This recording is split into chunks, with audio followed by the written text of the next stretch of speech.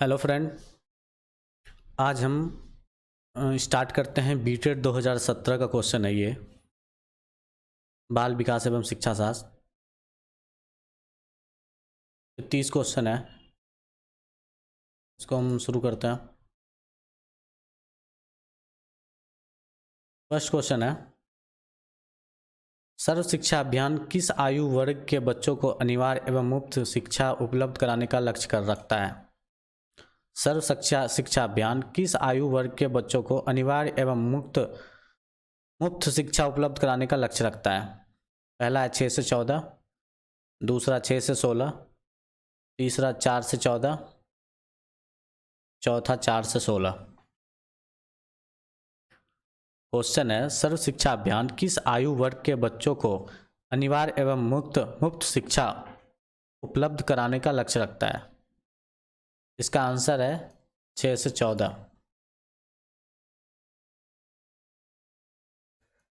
दूसरा प्रश्न है, विशेष आवश्यकता वाले बच्चों दिव्यांगजन की शिक्षा किस प्रकार होनी चाहिए? पहला, उन्हें अलग विद्यालय में शिक्षा देकर। दूसरा, उन्हें समान विद्यालय में विशेष शिक्षा विशेषज्ञों की मदद से शिक्षा देनी चाहिए। तीसरा, उन्हें केवल घर में शिक्षा मिलनी चाहिए। चौथा, केवल उनके माता पिता को शिक्षा देनी चाहिए। विशेष आवश्यकता वाले बच्चों दिव्यांगजन को शिक्षा किस प्रकार होनी चाहिए?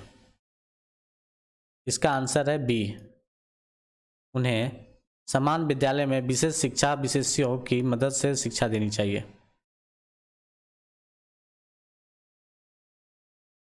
तीसरा क्वेश्चन है, बच्चे के सीखने व शिक्षण से संबंधित विज्ञान को क्या कहा जाता है?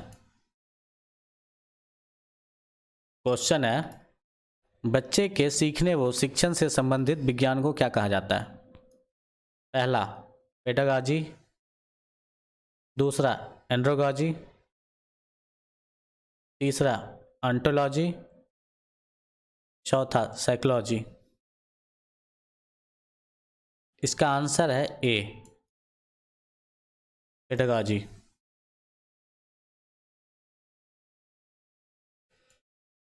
चौथा क्वेश्चन है, निम्नलिखित में से किस मनोवैज्ञानिक ने ट्रांसफॉर्मेशन ग्रामर के संप्रत्यय को अस्तित्व में लाया?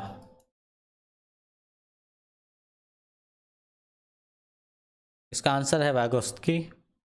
दूसरा, पियाजे। तीसरा, चोमस्की। चौथा, स्किनर।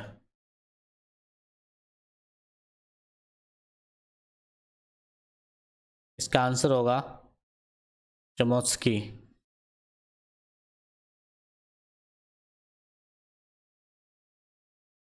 पांचवा क्वेश्चन है, सामाजिक सांस्कृतिक रचनावाद के प्रतिपादक कौन है? सामाजिक सामाजिक सांस्कृतिक रचनावाद के प्रतिपादक कौन है? पहला, पियाजे। दूसरा, वागोस्की। तीसरा, बेंजामिन ली वोफ। चौथा, बी एफ स्किनर। इसका आंसर है वागोस्की।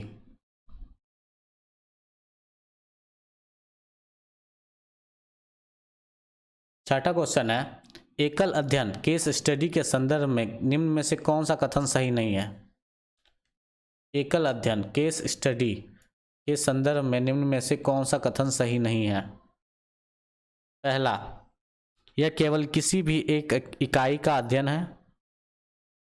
दूसरा, यह किसी भी विशिष्ट इकाई का गहराई से अध्ययन करता है। तीसरे में, इसमें केवल एक ही विधि का प्रयोग किया जाता है। चौथा है, इसमें अनेक विधियों का प्रयोग किया जाता है। इसका सही आंसर है सी, इसमें केवल एक ही विधि का प्रयोग किया जाता है केस स्टडी में। सातवां क्वेश्चन है, एक बच्चे के सीखने के लिए बुनियादी शर्त क्या है? एक बच्चे के सीखने के लिए बुनियादी शर्त क्या है?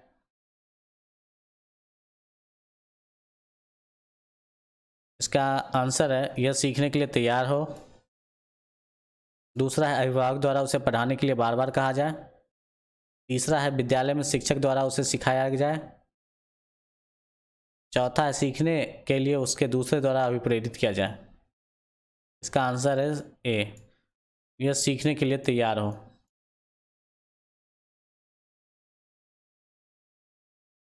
आठवां क्वेश्चन है निम्न में से कौन सा कथन सही नहीं है।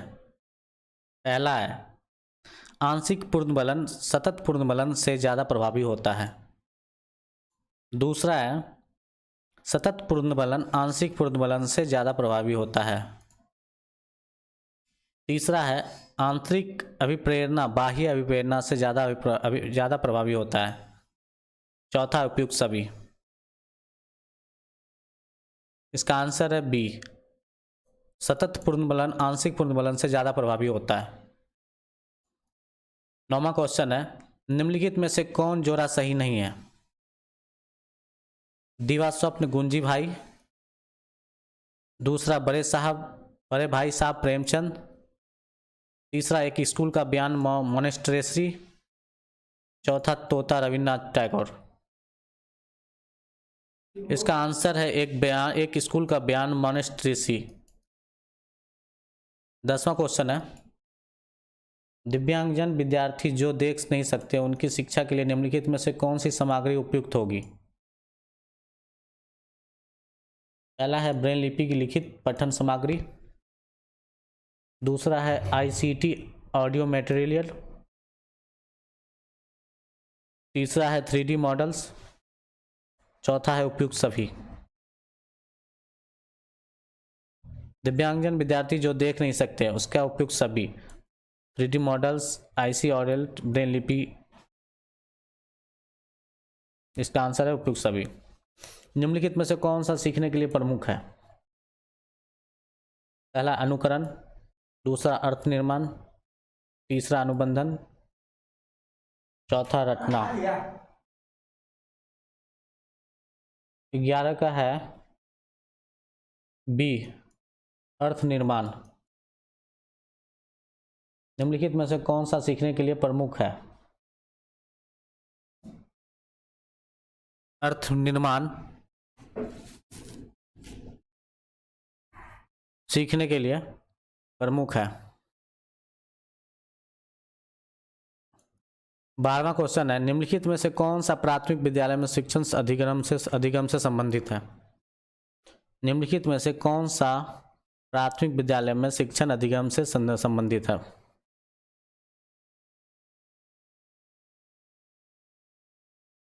पहला विद्यालय तत्परता। दूसरा खेल आधारित शिक्षा।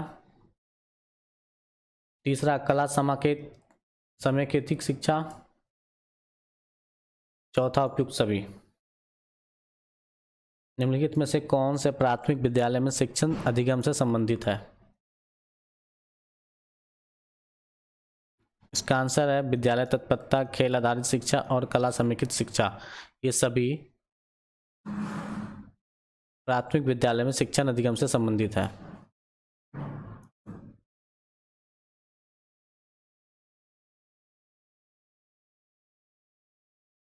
तेरहवां क्वेश्चन है बाल केंद्रित शिक्षा शास्त्र के विचार का तात्पर्य क्या है। बाल केंद्रित शिक्षा शास्त्र के विचार का तात्पर्य क्या है। पहला है बच्चों के अनुभवों और उनकी सक्रिय भागीदारी को प्रमुख महत्व देना। दूसरा बच्चों को आदर्शवादी अनुशासन के दायरे में रखकर शिक्षण कार्य करना। तीसरा अध्यापिका जो जानने योग्य समस्त ज्ञान के भंडार का उपयोग करना। चौथा उपयुक्त सभी। इसका आंसर है बच्चे के अनुभवों और उनकी सक्रिय भागीदारी को प्रमुख महत्व देना।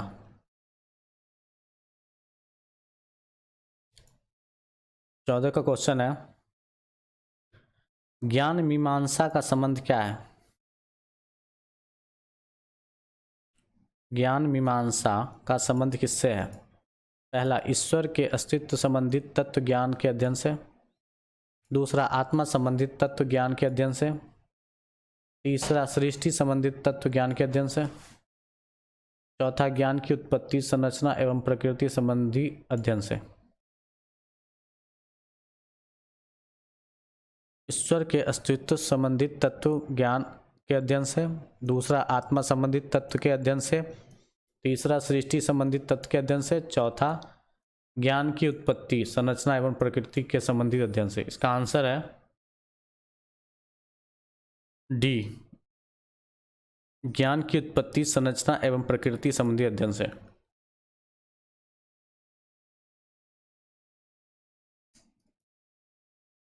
अंदर का क्वेश्चन है, जो ज्ञान केवल हमारे तर्क पर आधारित होता है उसे क्या कहते हैं? जो ज्ञान है हमारे केवल तर्क पर आधारित होता है उसे क्या कहते हैं? पहला है प्रागुनुभव ज्ञान, दूसरा है आगमानक तत्व ज्ञान, तीसरा अंतःप्रज्ञा, चौथा उपयुक्त में से कोई नहीं।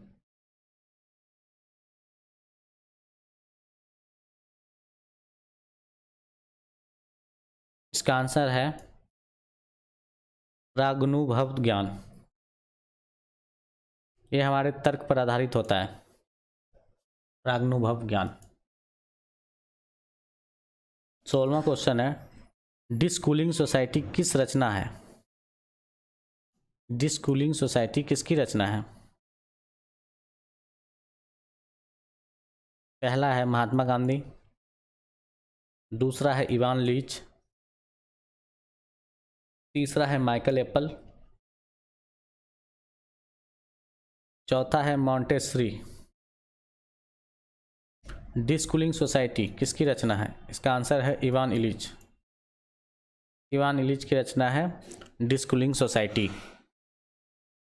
17वां क्वेश्चन है, मानव विकास की प्रकृति निम्नलिखित में से क्या है? मानव विकास की प्रकृति निम्नलिखित में से क्या है? पहला गुणात्मक, दूसरा परिमाणात्मक, तीसरा सर्वांगीण विकास, चौथा संवेगात्मक विकास। मानव विकास की प्रकृति निम्नलिखित में से क्या है? इसका आंसर है सर्वांगीण विकास। 18वां क्वेश्चन है, बाल केंद्रित शिक्षा के दृष्टिकोण से बच्चों के सीखने की सर्वोत्कृष्ट प्रणाली कौन सी है? बाल केंद्रित शिक्षा के दृष्टिकोण से बच्चों के सीखने की सर्वोत्कृष्ट प्रणाली कौन सी है? व्यवहारवादी, निर्माणवादी, आदर्शवादी या उपयुक्त सभी? इसका आंसर है निर्माणवादी। बच्चों बाल केंद्रित शिक्षा के दृष्टिकोण से बच्चों की सीखने की सर्वोच्च प्रणाली निर्माणवादी है। 19वां क्वेश्चन है, बहुबुद्धि सिद्धांत के प्रतिपादक कौन है? बहुबुद्धि सिद्धांत के प्रतिपादक कौन है? पहला गार्डनर, दूसरा गिलफर्ड, तीसरा मैस्लो, चौथा पियाजे। बहुबुद्धि सिद्धांत के प्रतिपादक कौन है? इसका आंसर है गार्डनर, ए। बहुबुद्धि सिद्धांत के प्रतिपादक कौन है? गार्डनर। 20वां क्वेश्चन है, बिहार के विद्यालयों में गठित मीना मंच का मुख्य कार्य क्षेत्र क्या है? बिहार के विद्यालयों में गठित मीना मंच का मुख्य कार्य क्षेत्र क्या है? अल्पसंख्यकों की शिक्षा में, किशोरियों के विकास में, विशेष आवश्यकता वाले बच्चों की शिक्षा में, ग्रामीण बच्चों की शिक्षा में। इसका आंसर है किशोरियों के विकास में मीना मंच का गठन किया जाता है। बिहार के विद्यालयों में गठित मीना मंच का काम किशोरियों के विकास में किया जाता है। 21वां क्वेश्चन है, आलोचनात्मक शिक्षा शास्त्र पर निम्नलिखित में से कौन बल देते हैं? आलोचनात्मक शिक्षा शास्त्र पर निम्नलिखित में से कौन बल देते हैं? पहला एस्ट्रोलॉजी, दूसरा पाउले फ्रेरे, तीसरा जॉन डिवी, चौथा मॉन्टेसरी। इसका आंसर है पाउले फेरी। 22वां क्वेश्चन है, जिला शिक्षा एवं प्रशिक्षण संस्थान डाइट की स्थापना किस शिक्षा नीति के अनुशंसा के उपरांत की गई? जिला शिक्षा एवं प्रशिक्षण संस्थान या डाइट की स्थापना किस शिक्षा नीति के अनुशंसा के उपरांत की गई? पहला 1968, दूसरा 1986, तीसरा 1992, चौथा 2016। इसका आंसर है 1986। 23 का क्वेश्चन है, सन 1994 में यूनेस्को के सलमांका अधिवेशन की मुख्य अनुशंसा संबंधित किससे है? क्वेश्चन है, सन 1994 में यूनेस्को के सलमांका अधिवेशन की मुख्य अनुशंसा संबंधित है किससे? पहला विशेष शिक्षा से, दूसरा जेंडर शिक्षा से, तीसरा समावेशी शिक्षा से, चौथा सबके लिए शिक्षा।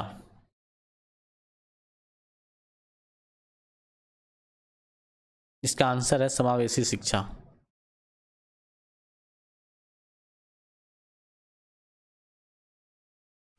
ट्वेंटी फोर का क्वेश्चन है, सतत एवं व्यापक मूल्यांकन निम्नलिखित में से किस पर केंद्रित होना चाहिए?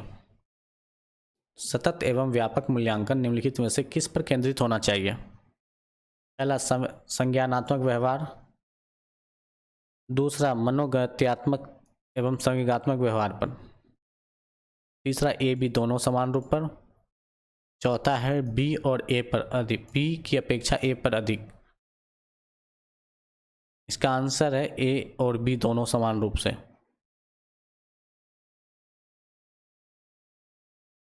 25वां क्वेश्चन है, निम्नलिखित में से किस आयोग ने अपने अध्ययन एवं अनुशंसा में प्राथमिक शिक्षा को भी शामिल किया?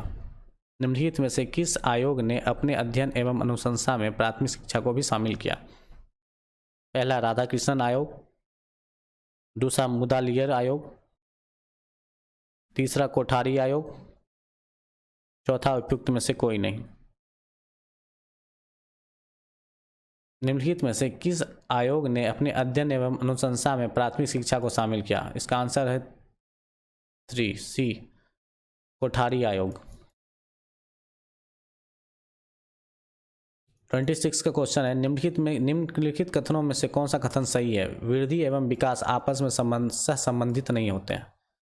दूसरा है, विकास एक व्यापक प्रक्रिया है, इसमें वृद्धि समाहित होती है। तीसरा है, वृद्धि एक व्यापक प्रक्रिया है, इसमें विकास समाहित होती है। चौथा है, विकास केवल परिमाणात्मक परिवर्तन को इंगित करता है। इसका आंसर है बी, विकास एक व्यापक प्रक्रिया है, इसमें वृद्धि समाहित होती है।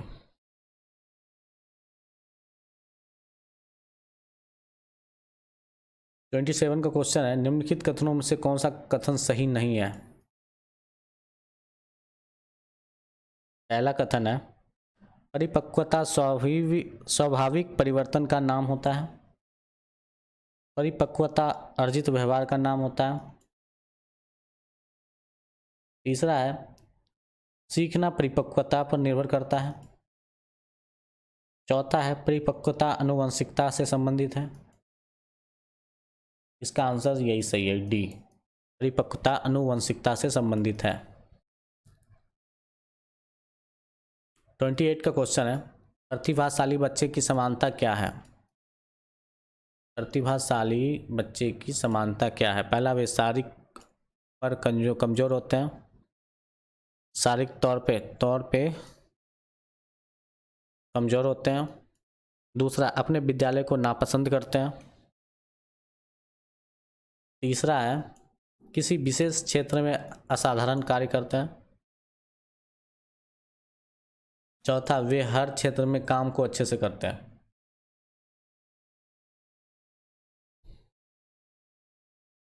इसका आंसर है सी, किसी विशेष क्षेत्र में असाधारण कार्य करते हैं।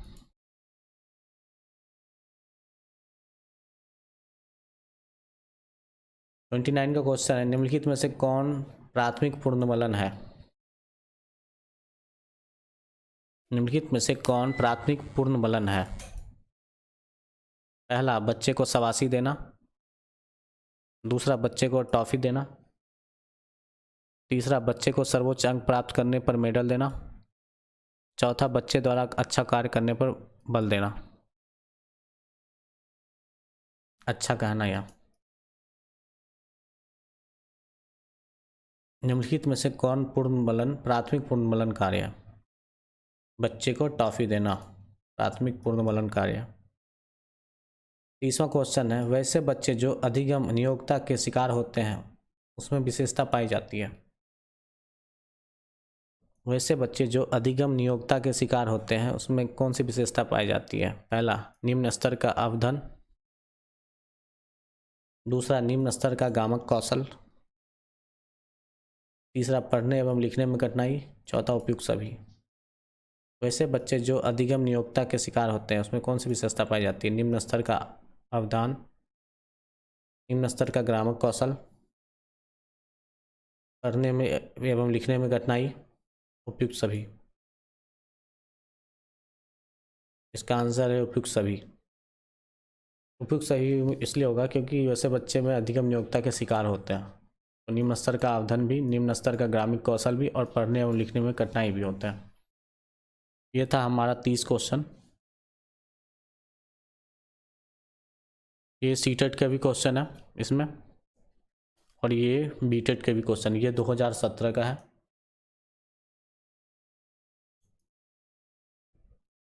नेक्स्ट वीडियो में हम यूपी टेट क्वेश्चन देखेंगे बाल विकास शिक्षा शास्त्र से। अगर आपको ये वीडियो अच्छा लगा तो प्लीज़ लाइक करें, सब्सक्राइब करें और फॉरवर्ड करें दोस्तों को। फिर मिलते हैं दूसरे वीडियो में, तब तक के लिए बाय।